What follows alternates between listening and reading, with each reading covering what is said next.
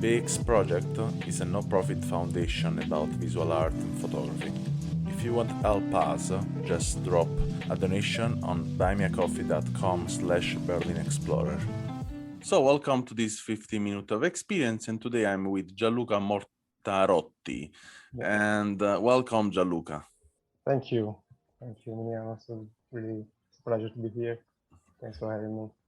So also for me, it's a pleasure. So as you know, the first step is to introduce a bit yourself, and I will love that you can say where you come from, where are you based now, who are you in general, what kind of, I don't know, if you're doing another job or else, just tell us who you are. Yeah, sure, no problem.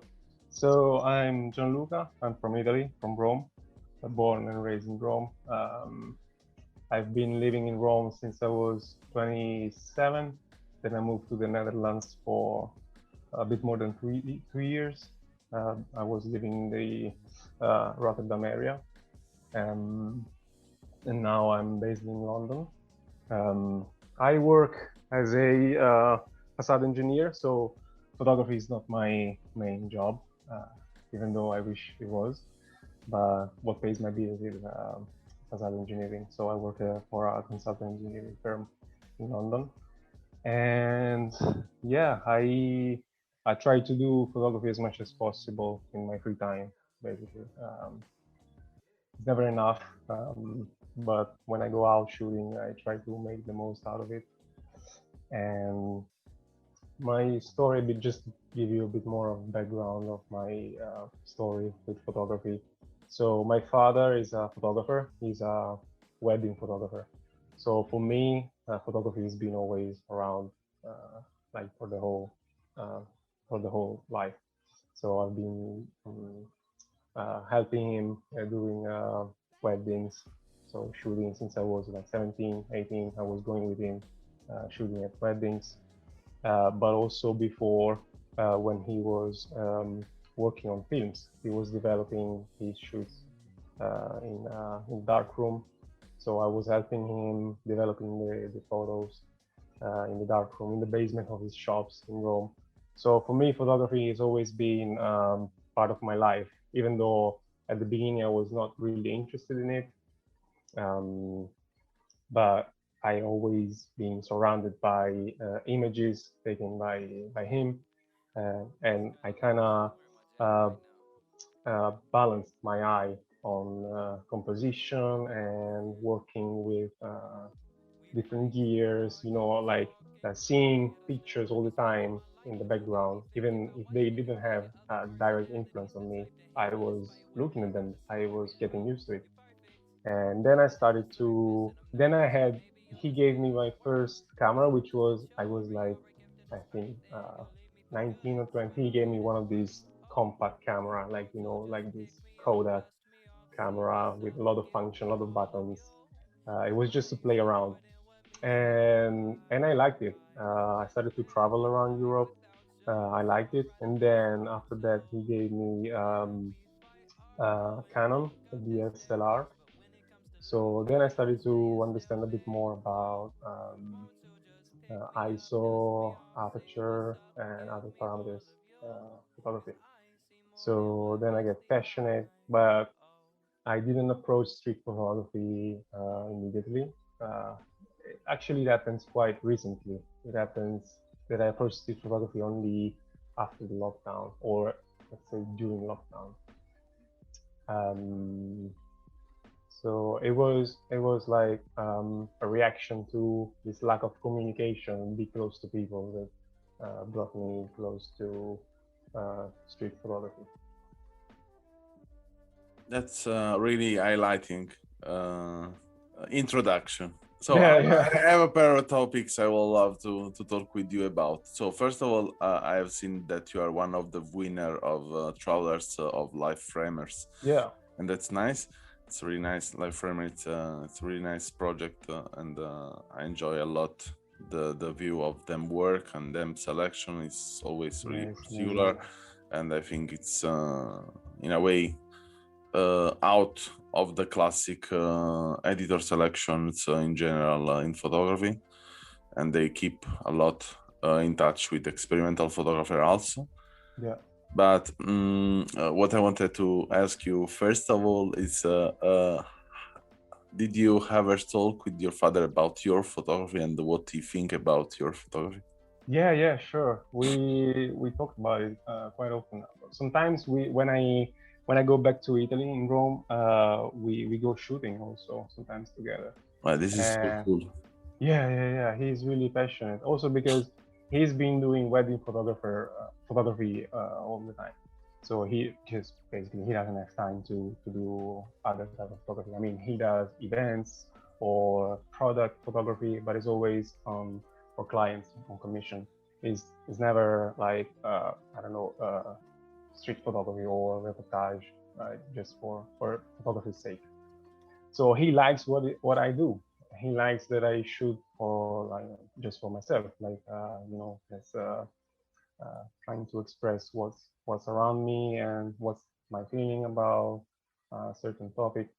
So he likes it. Yeah. And that's Yeah, really his name is Maurizio, right? Mauricio. Yeah, that's Yeah, it. yeah. I've researched a bit about, and yeah, it's also, yes, also really nice. I also in wedding. It's I think in the past I was really again a bit against, as we are Italian and we are Yeah, more creative, more experimental, we are trying to get away from wedding photography. yeah. But in the years I analyzed a lot of people doing photographer for wedding, and then I started to recognize where is the value and where is not the value. And then there are some of them, they are just commerciant, and yeah, they Yeah. just sell, it's okay. And some others, as yeah, they put a lot inside of them, pictures, they don't do it every time the classical bedding, and they create every time a different scene and a documentary. It's really nice. And I've seen some picture of your father, and they're really interesting. Some of them, they are really particular, and I will never say that is a photographer of wedding, in case of watching the style of the picture, Yeah. seems Yeah, but like. also because yeah, he's been doing this for many years now, and at the beginning so it was like an evolution also for him, like because wedding photography it's something else today that it was before. Uh, so I think there are many different ways to approach this kind of photography, and for me, being with him since I was young, like since I was 17, that's maybe also because why I didn't approach photography at first, because I was kind of seeing all the time the same kind of photography, because wedding photography is repetitive after a while. When you see like weddings after weddings, you always have the same pose, the same moment. Okay, like it's the exchange of rings, then the ceremony, then the restaurant, then the groups. So it's always the same plot. Yeah, this is because of the people, I think. I mean, this is an influence from people, from what the people do. But Yeah, yeah, for sure, if you get in touch with, I don't know, a particular couple, don't do it the same classical traditional stuff. You will for sure be free more to doing exactly. other stuff. This is sometimes also the balance between to survive with the tool, and your creativity. I mean, I also did some wedding in 10 years ago when I was in Naples. I did a really weird wedding, I have to say. I did three, I mean, for probably five weddings in my life, and all of five, they were of couple interracial. So there was, Romanian, Polish, Italian, and so Yeah, on, American. And it was always a different ceremony, and I was never prepared for any of these. yeah. And it was so funny. But let's talk about you now. Yeah, And you are based in London right now, right? yeah. And I've seen that yeah, it's really nice. I've seen some lights, some shops. I also took pictures some years ago, and you took pictures too. And what I like in your picture, I have to say that London look like not London, and this is really nice because in a way, you know, it's a kind of postcard. The London, as we have Rome, also is a kind of postcard. Also London and big cities like also like Berlin, they always be represented in the same way, and I like the way you get in touch with what is in the area outside of the downtown, no? Yeah. And this is nice. This is really nice. And I wanted to ask you how do you feel to get in touch with these several different people in the street, and how is to be in the street, taking picture, the reaction of people. How is your experience in that? Yeah, I think it's an interesting topic. Also, like as you said, London doesn't look London in my pictures because maybe I think when I came to London, it was yeah, COVID time. So when I first arrived, it was still like restrictions were not so strict, but few months later, we went full lockdown. So the experience I had with London was a bit different from someone who's just moved to the normal London, let's say, in normal times. So also the way I saw the city and the way I approached this program was a bit different. It was kind of, as I said before, it was kind of a reaction to the lockdown. I started shooting at night, basically, and that was related also to Life Framer. So Life Framer, they have topics each month. They have different topics. So I took that as um, something to stimulate myself. So I said, okay, I want to shoot, I want to stay active, I want to stay creative. And Life Framer was publishing these different topics every month. So I said, okay, this month is nightlife. You know what? I'm going outside, I'm going to shoot. So I also get to know the city a bit more. And I liked it because I saw different London that I was expecting. Also the different London that I was seeing from all the other features, you know, like these postcards or busy city. So I saw a different side. Let's say I saw the dark side before the normal side, and then after that, at that time I didn't interact with people so much because well, it was lockdown, so people were a bit afraid of having contact with strangers. So it was just investigation of the street at night at the time.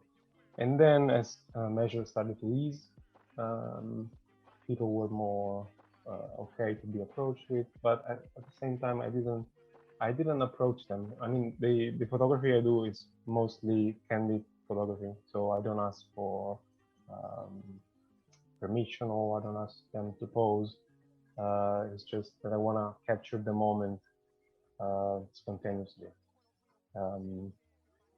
Yeah, without to touch the situation. I mean, I totally get the point, and I also do it. That it depends the subject in the street depends of the situation. There was a situation, for example, was so funny that someone stopped at me in the street and they said, "Yeah, hey, why you take a picture of this stuff?" I was taking a picture of food smashed in the street. Yeah. And I said, yeah, I don't know. I collect food smashed in the street. I don't know, ink stuff.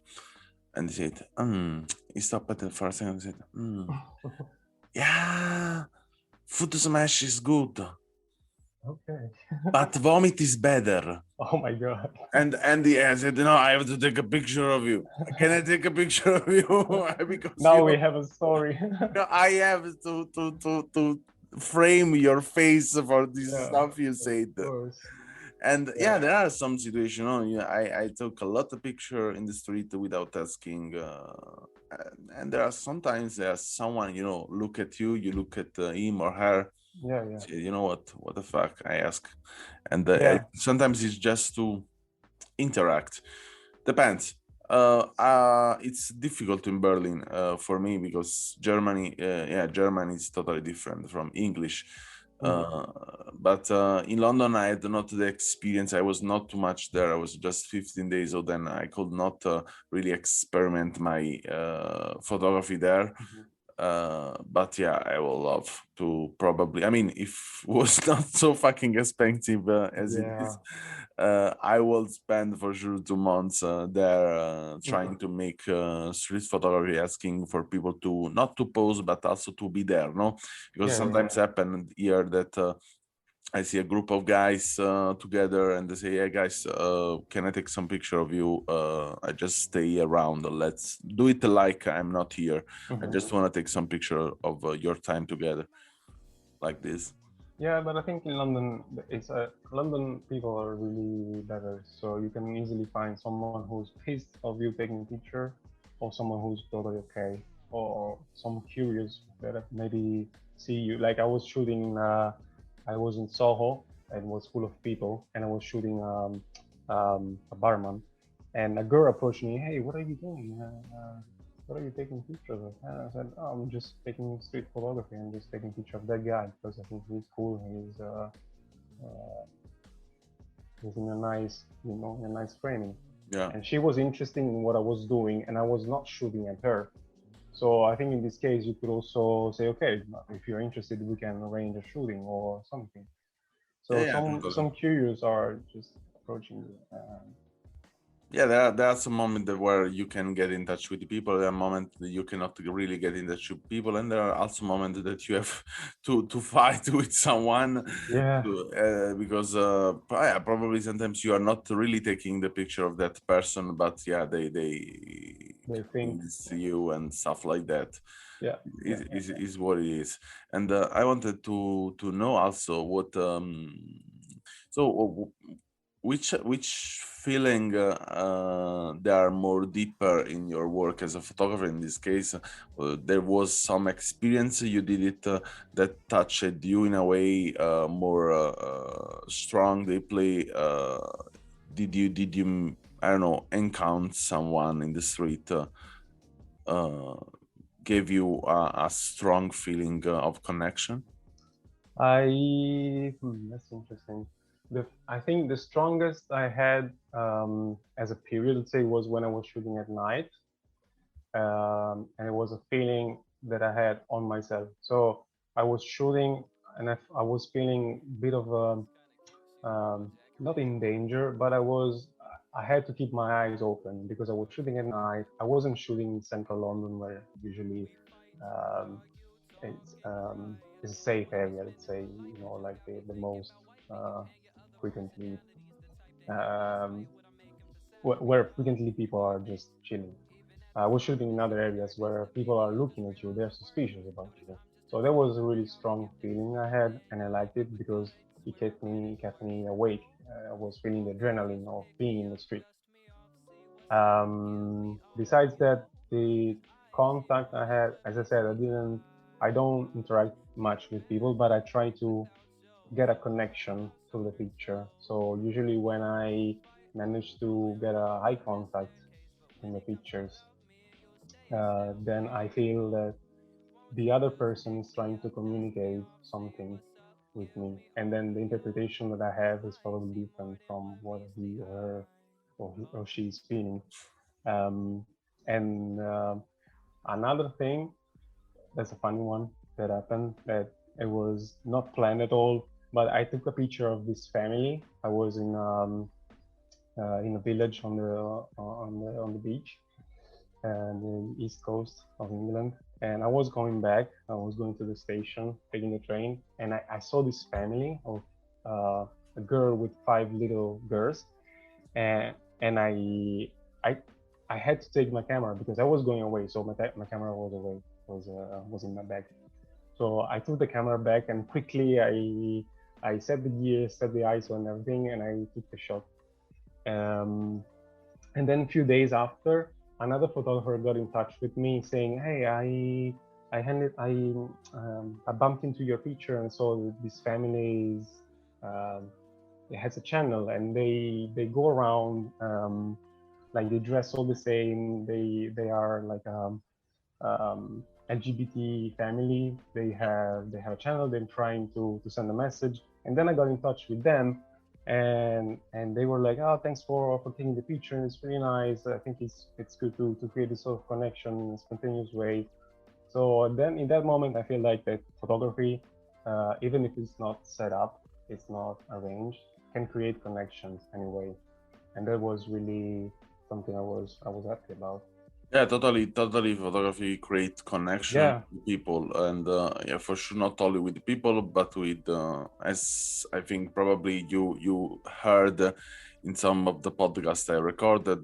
Yeah, for me, it's totally a tool of connection with ourselves, with the world, with stuff we doesn't know. It's totally the exactly tool that connect us to curiosity. In a way, I think photography is a really amazing tool to give more effort to the word we know, and to give them more meaning, more value in the meaning, because we can give them also an images. In this case, for example, the work of Roland Barthes about the etymologies of the word, so the meaning of the words, so to give the significance to the meaning, and then to relate these images to our different kind of meaning of just one word. So now we can say it's really nice, the point that we can say today table in different languages, in really several languages, and realize in our mind there are thousands and thousands of different kind of table. No, yeah, I just keep a word really simple for everyone, and but we can also recognize this table in stuff are not table, but in our vision as photographer, or just um, people are watching that photography, we can relate different form and shapes. yeah. Even to objects. Yeah. If Yeah, you take one picture of a table, then it means nothing. But if you make a series, let's say, or you take 1,000 yeah, pictures of different tables all around the world, all in different places, then you're telling a story, or just yeah, totally. yeah, So of a society through an object. a last question I want to ask you is, how is the difference between to shoot in Italy and to shoot abroad? Ooh, that's a good one. It's a lot different for many reasons. Maybe first of all, I think because being a local, it gives you a different view of the place you are shooting. Um, so like also being in a different place in different country, you feel more interested in what you are seeing, and that gives you more inspiration maybe. Um, but also the city itself and the people that are populating the city are different. So I think, for example, I've been shooting in Rome sometimes, but I didn't feel the same inspiration that I had in London. Maybe because London is not my city, so I feel more inspired. But I've noticed also that people behave differently than in Rome, and I feel more interested in what people do here than what they do in Rome. Also because I was not shooting much in Rome because I approached street photography only lately. But I would like to experiment a bit more in Rome or in Italy. But there are so many other cities I would love to shoot, to be honest. Yeah. So thank you a lot, Gianluca, for your time. Yeah. We went over the 50 minutes, like, but Sure. this is my standard. It's going over the 50 minutes. And that's why I changed the description recently, and I wrote the aim of the this podcast is to doing at least 50 minutes already. 50, yeah. Will be more realistic. Yeah, yeah. It's much more realistic. Yeah. Yes.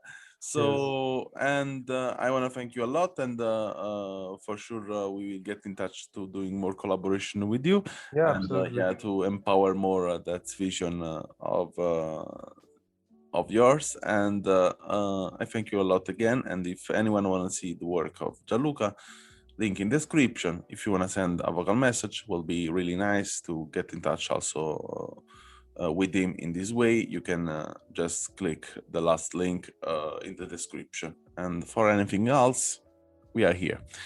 Thank you a lot. Thanks a lot. Thanks for listening to our podcast. Learn more about our project at allmylinks.com/BerlinExplorer or visit our Instagram and follow Berlin Explorer Project.